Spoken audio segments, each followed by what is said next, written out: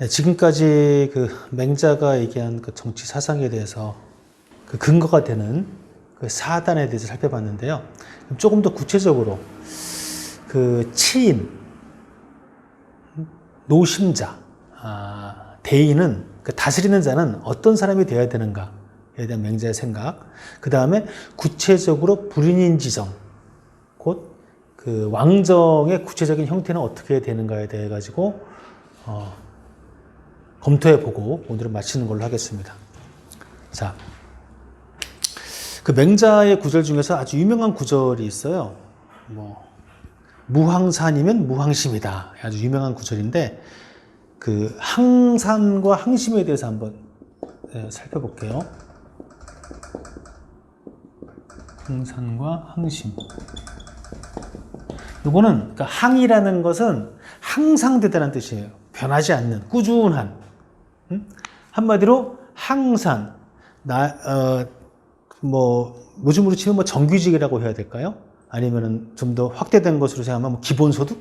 그러니까 내가 노동한 만큼의 꾸준히 먹고 살 만한 것이 들어오는 이런 상태가 이제 항산에 해당되는 것이죠.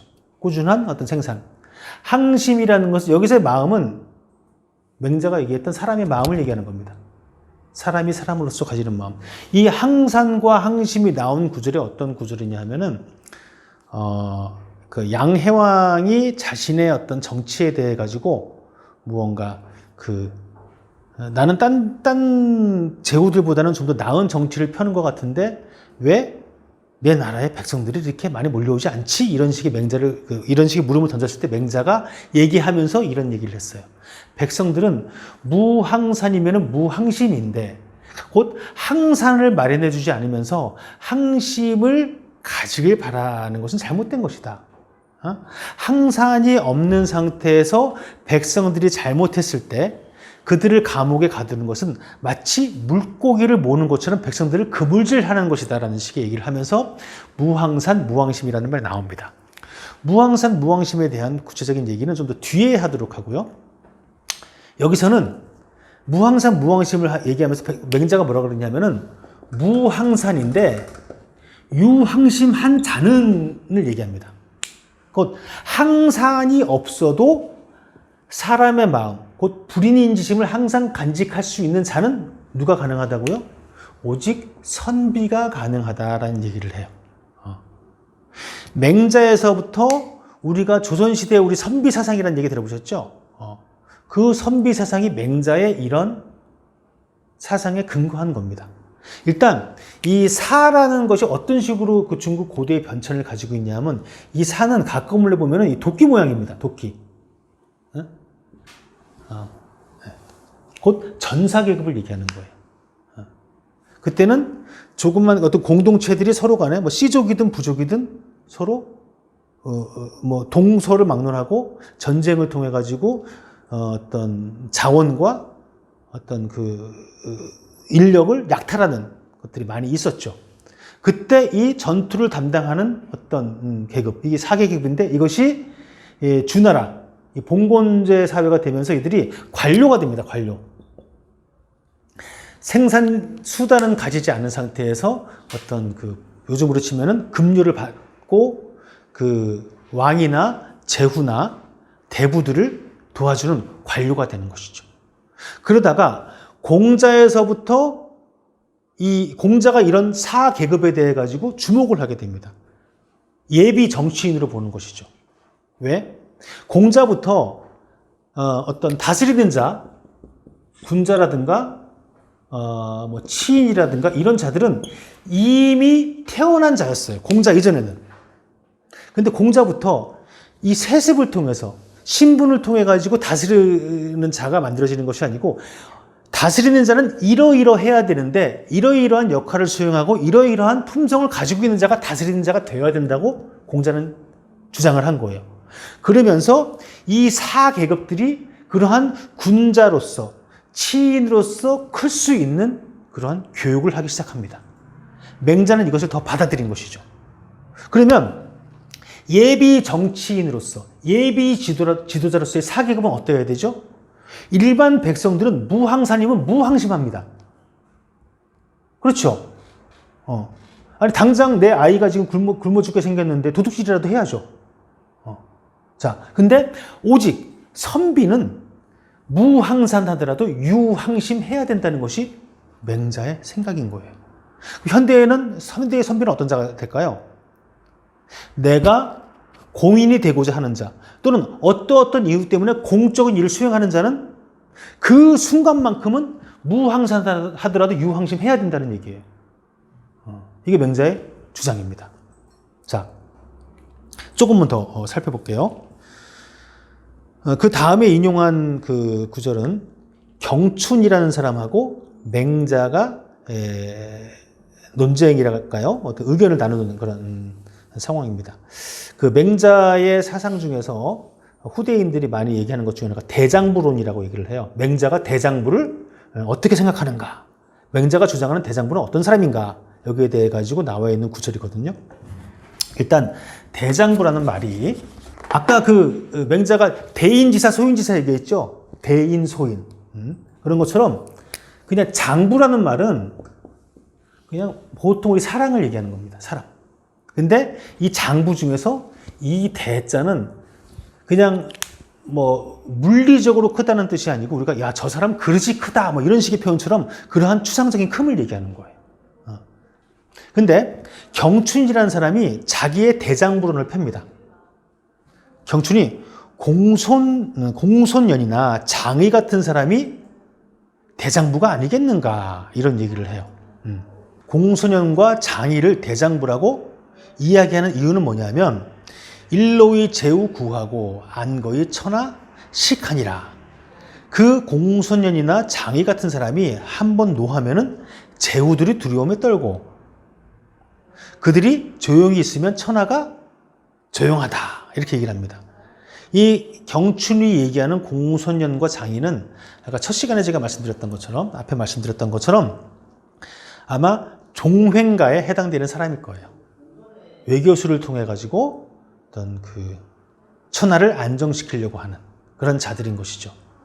아까 제가 소진의 합종책 장의의 연행책에 대해서 설명을 드렸죠. 전국 칠흥들이 이 소진과 장의의 합종책 연행책에 따라 가지고 어떤 서로 간의 외교를 맺고 끊고 하면서 결과적으로 진나라가 천하를 통일하게 됐습니다.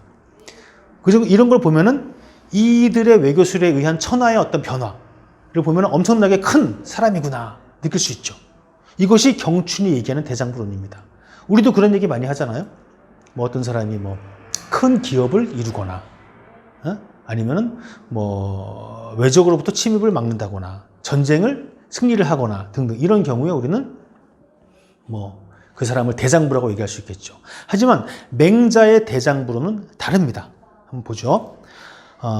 거천하지 관거하며 천하의 넓은 곳에 거처하며 입천하지 정위하며 천하의 바른 곳에 서 있으며 행천하지 대도하여 천하의 큰 도를 행하여 득지하얀 여민 유지하고 뜻을 얻었을 때는 백성들과 더불어서 그것을 행하고 부득지하얀 독행 기도하여 그러니까 뜻을 얻지 못했을 때는 홀로 그 도를 행하고 북이 불능음하며 빈천이 불능리하며 위무 불능구리 차지 위 대장분이라.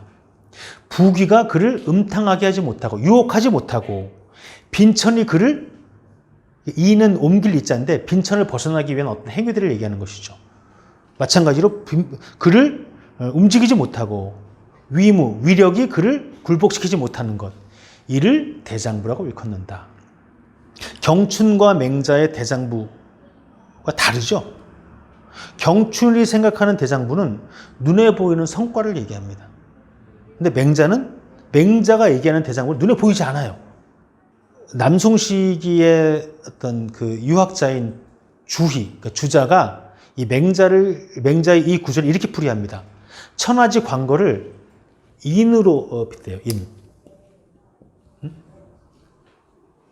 천하에 크게 거처할 만한 곳. 천하지 정위를 예로 얘기합니다. 예로 풀이를 해요. 천하지 대도를 의로 풀이합니다.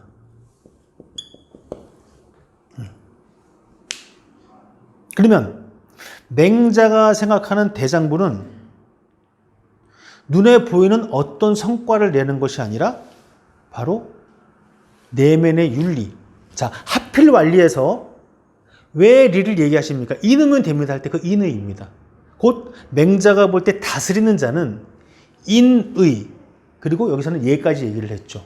이런 것을 내면의 윤리로 담고 있는 자입니다. 그러면서 앞에 얘기할 때 용지즉행 사지즉장 얘기했던 것이 맹자는 다른 버전으로 얘기를 해요. 득지, 뜻을 얻었을 때, 이것이 용에 해당되는 것이죠. 쓰임을 받았을 때. 그러면 백성들과 더불어서 유지, 그것에 말미암아. 그것에 말미암은 것이 뭐죠? 인, 의, 예에 해당되는 겁니다. 부득지, 사에 해당되는 것이죠. 사지 즉 장할 때. 독행 기도, 장에 해당되는 것이죠. 은둔하면서 내 도를 실행하는 것, 홀로 실행하는 것, 사적인 삶을 얘기하는 겁니다. 곧 득지하얀, 뜻을 얻었을 때는 백성들과 더불어서 공적인 삶을 살고, 뜻을 얻지 못했을 때는 독행기도, 사적인 삶을 사는 것. 이것이 맹자가 얘기하는 대장부인 것이죠. 자, 이런 조금 아까 말씀드렸던 선비, 무항산이어도 유항심할 수 있는 그런 마음. 사람의 마음, 어떤 상황에서도 사람의 마음을 잃지 않는 그런 자, 불인인지심을 잃지 않는 그런 자가 되어야 되고, 그 다음에 천하지 광거, 천하지 정위, 천하지 대도, 곧 인, 의, 예의 어떤 윤리를 가지고 있는 담지한 자가 바로 치인이 되어야 된다는 것이 맹자의 사상입니다. 주장이죠. 자, 그러면 이런 자는 어떤 정치를 펴하느냐? 세 가지를 얘기할 거예요. 하나는 여민, 또 하나는 어떤 맹자의 어떤 경제정책이라고 해야 될까요? 정전법, 그 다음에 맹자의 교육에 대한 얘기를 할 겁니다. 자, 처음에 인용한 구절은 그 양해왕과 맹자의 얘기예요. 맹자가 이제 양해왕하고 만났는데 왕이 저기 그 요즘으로 치면 우리 조선으로 치면 비원 같은 것이에요. 왕의 정원. 왕의 정원에 있는 그런 연못가에서 아마 우리 궁궐로 치면 경위로 같은 데가 되겠죠. 거기 서 있었어요. 그러면서 저기 그 뭐 새나 그 날짐승과 들짐승들이 이렇게 쳐다보면서 이렇게 맹자한테 물어봅니다. 현자도 역 낙차호이까. 어진 사람들도 옛 현인들도 이러한 즐거움을 즐깁니까? 라고 얘기하는 거예요. 맹자가 이렇게 대답을 합니다. 현자 이후에 낙차니 불현자는 수유차나 불량이니라. 어진 사람이 되어야만, 그래야만 이것도 즐길 수 있습니다.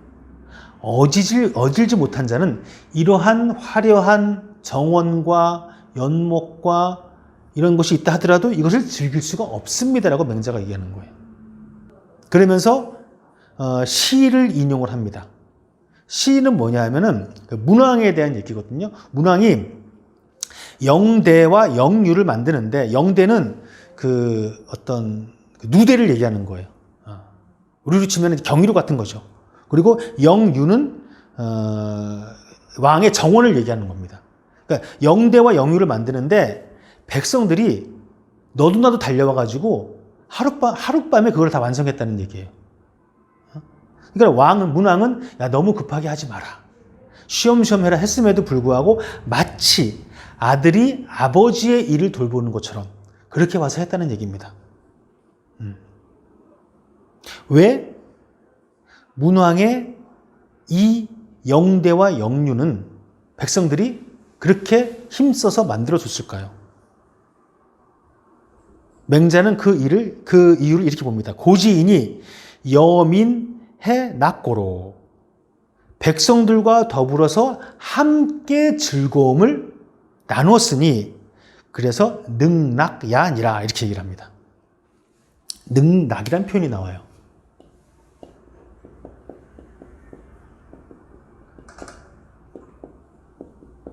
자, 일단 양해왕의 물음에서는 양해왕은 저 화려한 정원을 보고 아름다운 연못을 보면서 현자도 이것을 즐깁니까? 라고 얘기를 했어요.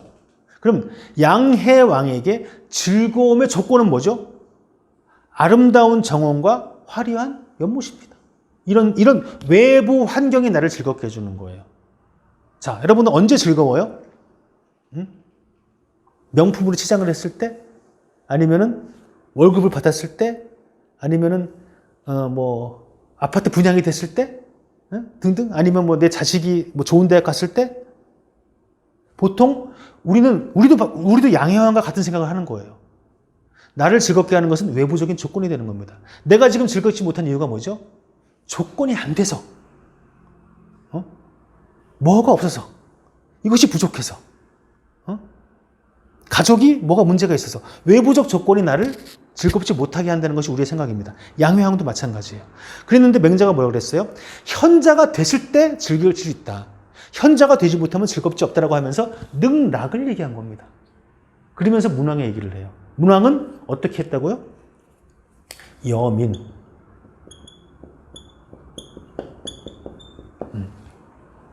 지금 제가 알기로는 궁중음악으로 남아있는 그것 중에 하나가 여민락이라는 그런 음악이 남아있는 걸로 제가 알고 있어요. 저도 뭐 들어보지는 못했고 제목만 들어봤는데 세종대왕이 이거를 그때 세종시기에 만들어졌다고 알고 있는데, 이 사상이 바로 맹자에 여기 나오는 겁니다. 백성들과 더불어서 즐길 때 함께 즐길 수 있다는 얘기예요. 자, 공자를 얘기하면서 공자의 맨 첫 구절이 하기 시습지면 불역 열호와, 그렇죠? 그 다음에 유붕이 자원 방래하면 불역 낙호와 하면서 열과 락의 차이에 대해서 말씀을 드렸죠. 학습은 일단은 내가 하는 겁니다. 그렇죠? 물론 타자를 모방하고 타자의 행위를 반복하는 거지만, 그럼에도 불구하고 이 변화는 나한테 일어나는 겁니다. 내가 변화하는 것이죠. 그리고 이 변화가 나한테 기쁨을 줍니다. 그러면 즐거움은 어떻죠? 벗들과 함께 나눌 때 즐거운 겁니다. 곧 타자와 함께하며 즐거움이 있는 거예요.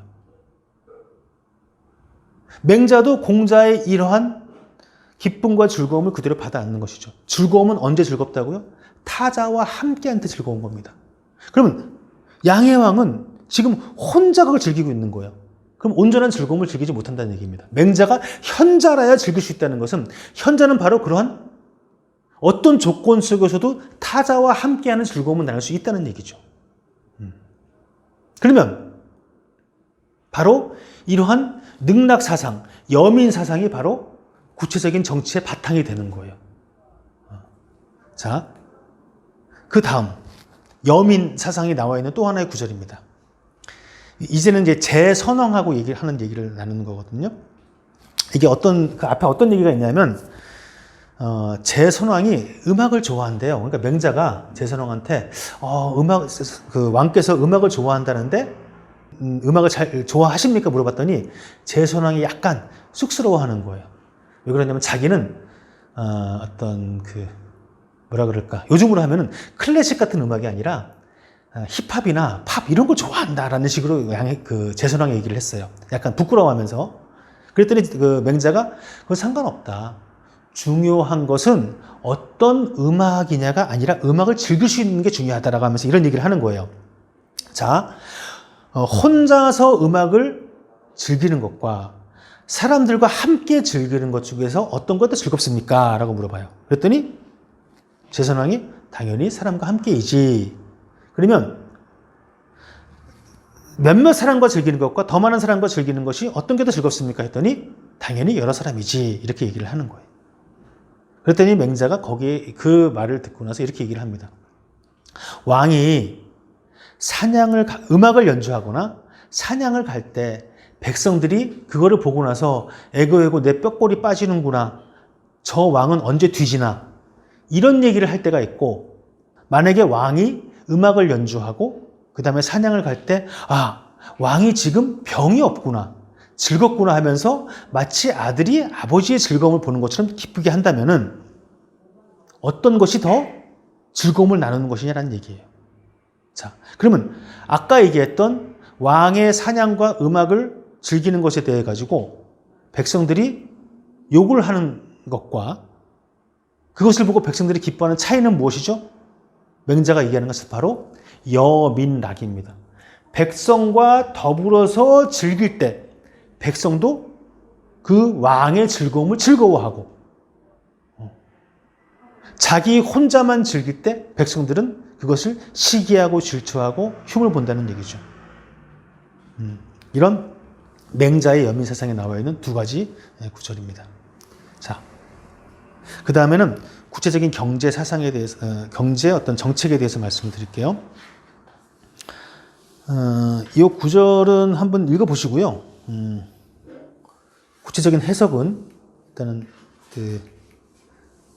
빼고 설명만 드릴게요. 정전법이라는 게 뭐냐면,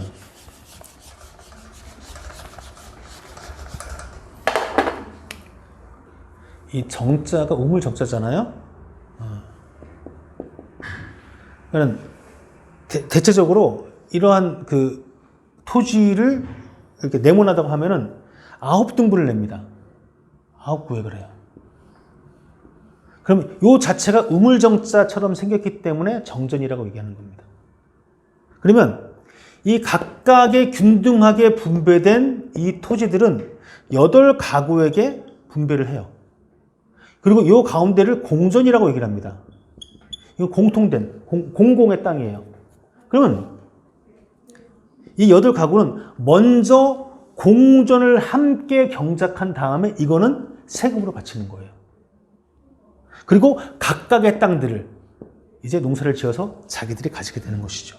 그리고 이 땅 주위에 뽕나무를 심습니다. 그럼 뽕나무에서 난 누에를 가지고 나서 자기가 쓰거나 팔거나 하게 되겠죠. 그러면 요 전체적으로 봤을 때 이 토지만 보면 이게 9분의 1이지만 이 토지 전체에서 같이 생산되는 것과 보면 이게 10분의 1세에 해당이 돼요. 성경에 보면 구약에 11조라는 말이 나오죠. 그게 바로 고대에는 이 10분의 1세가 거의 대부분 어떤 공동체를 유지하는데 적당한 세금으로 보통 얘기를 하고 있습니다. 자, 이것이 맹자가 얘기하는 정전법. 이게 먼저 수행해야 되는 겁니다. 이 정전법이 가지고 있는 두 가지 핵심적인 사상에 대해서 말씀드릴게요. 논어에 보면은, 논어의 그 공자가 염류라는 제자를 질책을 하면서 이런 얘기를 해요. 불안과하고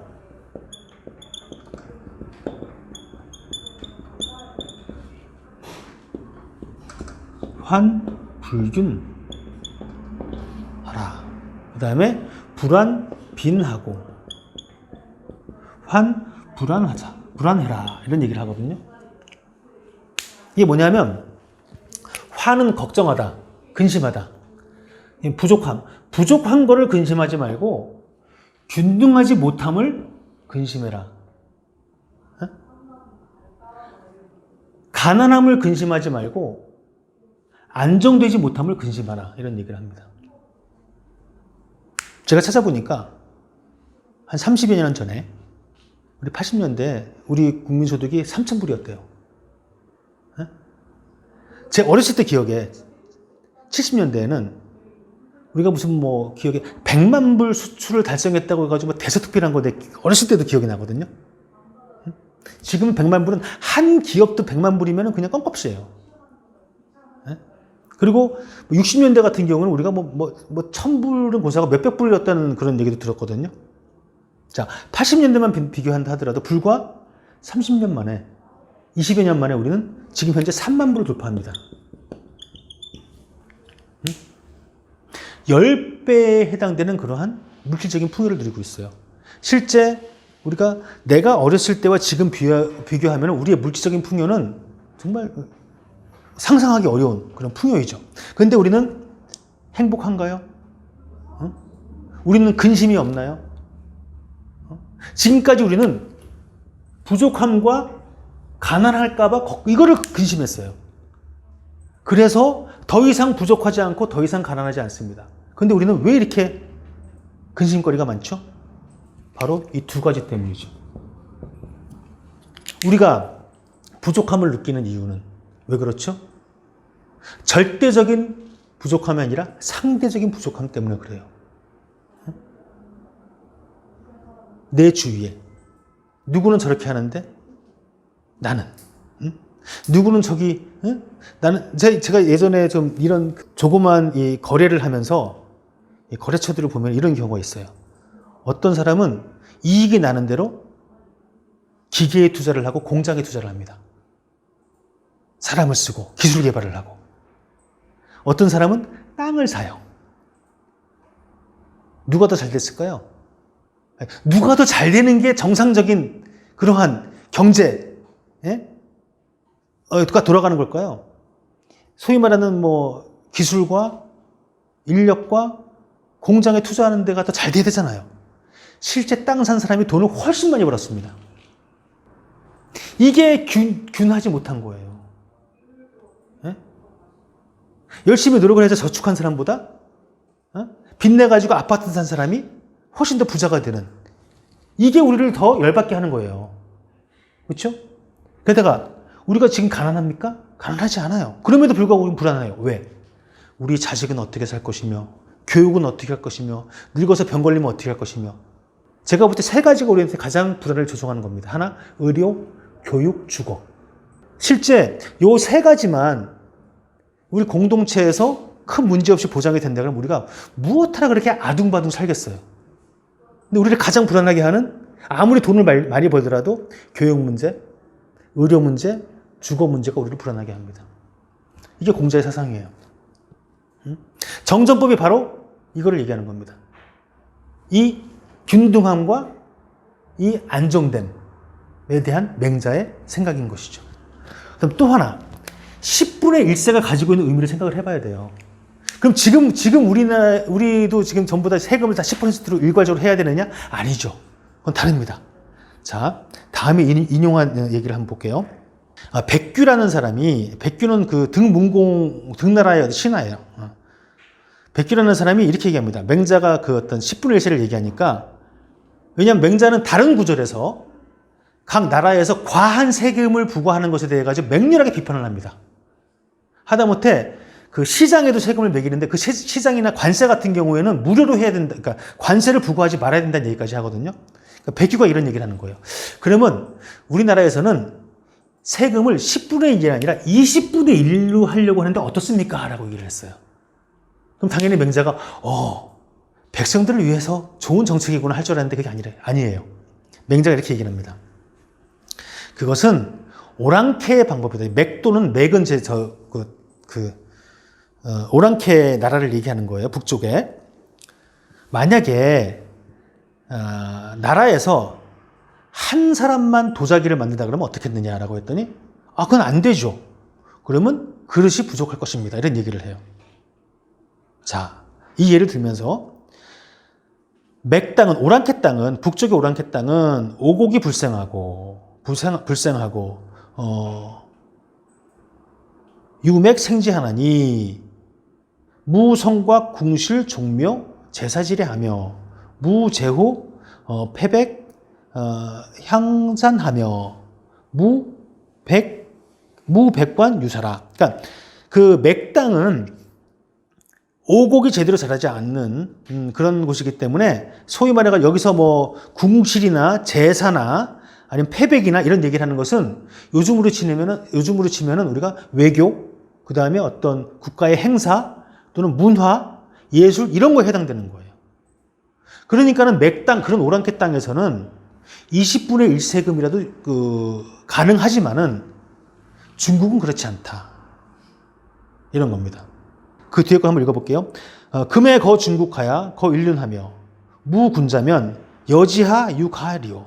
지금 중국 땅에서 일륜을 없애고 군자, 다스리는 자가 없다면 어떻게 할 것이냐. 도의 과라도 차 불가의 위국이온 황 무군자호와. 도자기가 없다 하더라도, 그릇이 없어도 우리가 안 될 텐데, 그릇이 없으면 어떻게 밥을 먹죠? 손으로 집어 먹거나, 그렇죠? 그래야 되겠죠. 그런데 하다못해 그러한 예에 해당되는 작은 예인 도자기가 없어도 우리가 문제가 되는데 군자가 없으면 어떻게 하겠느냐, 이런 얘기입니다. 욕 경지어 요순지도자는 대맥에 소명야요. 욕 중지어 요순지도자는 대궐의 소골련이라. 그러니까 여기서 요순지도는 그러니까 10분의 1세를 해당하는 거예요. 맹자는 자기의 정전법은, 구체적인 방법은 정전법이지만 이 정전법이 담고 있는 그 사상은 요순지도라는 얘기죠. 이것은 곧 그러니까는 요순지도보다 더 경하게, 그러니까 10분의 1세보다 더 작게 받는 것은 그런 오랑캐의 방법이고, 근데 요순지도 10분의 1세보다 더 중하게 받는 것은 폭군의 방법이다. 대궐소골이라고 표현한 것은 이 걸주가 중국 고대의 폭군의 대명사이거든요. 그러니까 과한 세금은 폭군이 하는 것이지만 너무 작은 세금도 잘못된 것이다. 제가 책에도 인용을 했는데 우리 김구 선생 있잖아요. 그분이 한 얘기 중에서 교과서에 인용한 얘기가 제 기억이 나는 게 그분이 이런 얘기를 했어요. 나의 소원은 첫째도 나라의 독립이요, 둘째도 나라의 독립이요, 셋째도 나라의 독립이다. 근데 그 다음 뭐라고 얘기했냐면 나의 나라가 부강한 나라가 되기를 바란다 그랬어요. 근데 그분이 얘기했던 부강한 나라는 GDP가 세계 1위가 되고 군사력으로서 남을 지배하는 그런 나라가 아니라 문화적으로 타의 모범이 되는 나라라고 얘기를 합니다. 문화적으로, 윤리적으로, 도덕적으로 타의 모범이 되는 나라. 자, 그거를 하기 위해서는 뭐가 필요하죠? 경제력만 되는 것이 아닙니다. 여기서 맹자가 얘기하고 있는 그러한 성곽, 궁실, 종묘, 제사지례 뭐 이런 것들, 제후, 패백 이런 것들이 지금 현재 우리의 어떤 문화적, 문화, 예술, 곧 돈이 되지 않는 여러 가지 것들, 학문 이런 것에 해당이 되는 것이죠. 그러면 이것은 이때 당시의 제후들은 이 세금을 사적인 것으로 생각했어요. 나의 것. 맹자에게 볼 때 이 세금은 무엇이죠? 공적인 다스리는 재원이 되는 겁니다. 이것이 맹자가 얘기하는 정전법의 기본적인 사상이 되는 것이죠. 자, 그 다음에 맹자는 처음에 정치는 백성과 더불어 즐거움을 나누는 것이라고 얘기했고, 그 다음에 그러기 위해서는 구체적으로 뭐부터 해야 된다고요? 항산을 마련해 줘야 됩니다. 항산. 이것이 정전법에 의한 것이죠. 그 다음, 그럼 먹고 사는 것이 해결되면 어떻게 해야 되죠? 그걸로 끝이냐? 그렇지 않습니다. 그 다음 구절을 한번 볼게요.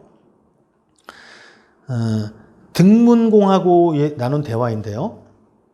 그러니까 과거의 선왕들의 예를 들은 거예요.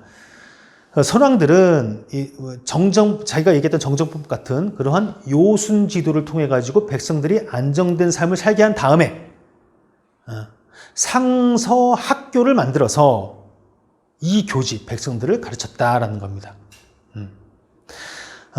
여기서 상은 기른다는 뜻이고 교는 교육한다는 뜻이고 서는 활쏘기를 익힌다는 뜻이다.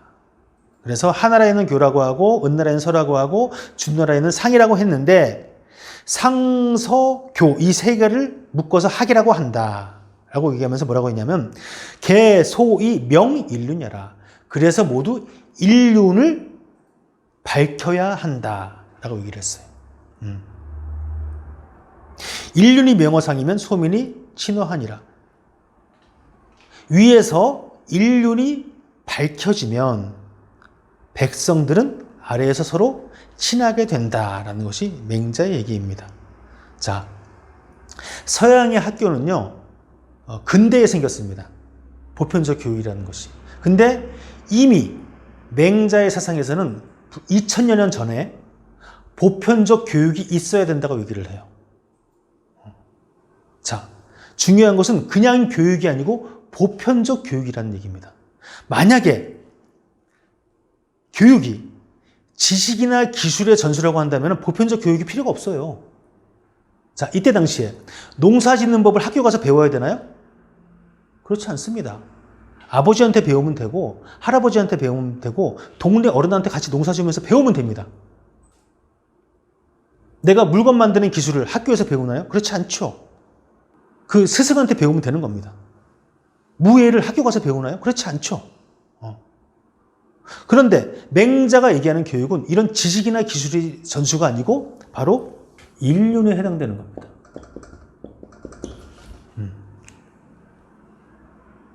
맹자가 얘기했던 인륜에 대해서는 나중에 한 번 더 윤리에 대한 얘기를 하면서 살펴볼게요. 미리 얘기를 하면은 혹시 그 오륜이라는 얘기 들어보셨어요? 맹자에 보통 우리가 뭐 삼강 오륜 이런 얘기를 많이 하는데 구체적으로 이 맹자가 일륜이라고 얘기한 것의 구체적인 어떤 교육은 바로 이런 오륜에 해당이 됩니다. 만약에 지금 우리 시대의 맹자의 어떤 이런 주장을 인용을 한다 그러면은 우리 학교에서는 지금 뭘 가르쳐야 되죠? 보편적인 교육을 해야 됩니다. 보편적인 인륜에 대해서. 요즘으로 치면 뭐가 되겠까요? 공동체의식, 민주적인 사고, 뭐 시민의식 등등 우리가 얘기하는 거 있잖아요. 인권, 이런 것들. 이런 것이 맹자가 생각할 때 보편적인 학교에서 해야 되는 교육이에요. 근데 지금 우리는 어떤가요? 학교의 경쟁 상대가 어디에 있죠? 대치동에 있죠. 학원이 학교의 경쟁 상대가 되고 있습니다. 게다가 학교 중에서 대학, 소학도 아니고 대장부 할 때 대학에서 뭘 하고 있죠? 기능인을 키우고 있잖아요. 기업에 취직할 인간들을 키우고 있잖아요. 자, 어떤 것이 나은지는 모르겠어요. 하지만 맹자의 사상이 중심이 되고 있는 육아에서는 교육은, 보편적인 교육은 그러면 안 된다고 얘기를 합니다. 왜 그런데 맹자는 보편적인 이러한 인륜의 교육이 중요하다고 여기느냐. 정치 사상하고도 연결되어 있는 건데 그 다음에 인용한 구절을 한번 볼게요. 맹자가 뭐라 그랬냐면 인지소위 리어 금수자 기희하니 서민은 거지하고 군자는 존진이라. 사람이 금수와 다른 점은 희. 이렇게 합니다. 사람이 금수와 다른 점은 아주 작다라는 얘기예요. 대부분의 사람들, 서민은 이거를 버리려고 그래요. 하지만 군자는 이 마음을 간직한다라고 얘기합니다. 자, 한번 보세요. 우리의 하루를 한번 돌아보시죠. 우리의 하루 중에서 인간다운 삶을 사는 것은 얼마나 될까요? 우리 대부분의 배고프면 먹죠. 졸리면 자죠. 배설하죠. 그 다음에 누군가가 나한테 해코지하면 화를 내죠. 내가 좋아하는 사람은 좋은 걸 표현하죠. 근데 이런 대부분의 것이 짐승하고 뭐가 다를까요? 우리는 옷을 입고 말을 하고 이런 것들은 다를 수 있겠지만 그 근본에 있어서는 크게, 그 마음에 있어서는 크게 다르지 않다는 얘기예요. 그러면 맹자가 얘기하는 짐승과 다른 이 희박한 마음이 뭘까요? 가장 작은 마음이 뭘까요? 아까 얘기했던 사단입니다. 사단. 타자의 고통에 대해서 아파하고 불의에 대해서 분노하고 자기 것을 양보하고 거절하고 옳고 그름을 분별할 수 있는, 내 이익과 무관하게 옳고 그름을 분별할 수 있는 이런 마음들이 바로 맹자가 얘기했던 짐승과 다른 희박한 점입니다. 근데 서민은 그것에 대해 가지고 버리려고 해요. 왜 그렇죠? 서민들은 아까 말씀드렸던 것처럼 이익을 중심에 두고 생활하기 때문에 그런 거예요. 근데 군자는 이것을 잃으면 안 되는 겁니다. 아까 얘기했던 걸 잠깐만 반복해서 말씀드려보죠. 항산과 항심의 관계. 자, 무항산일 때 무항심한 자들이 바로 서민입니다.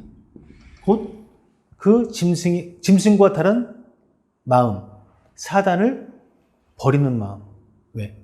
항산이 없게 되면 버릴 수 있다는 얘기예요.